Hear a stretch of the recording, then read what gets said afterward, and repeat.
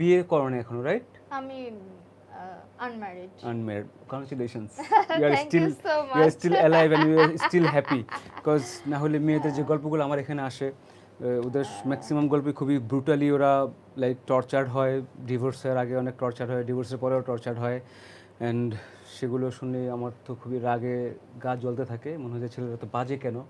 তো মেয়েদের দোষ খুব কম থাকে ওইখানে, ছেলেদের দোষই ম্যাক্সিমাম থাকে। সো তোমার গল্পটা বলো, তোমার গল্পটা আমি একটু শুনছি, আমি চাচ্ছিলাম তুমি আমাদের অডিয়েন্সের সাথে আমি শুনবো, আমি পুরোটাই শুনি। এটার প্রথম যেই আহ, বিয়ের কাছাকাছি গিয়ে তুমি ফিরে আসছো।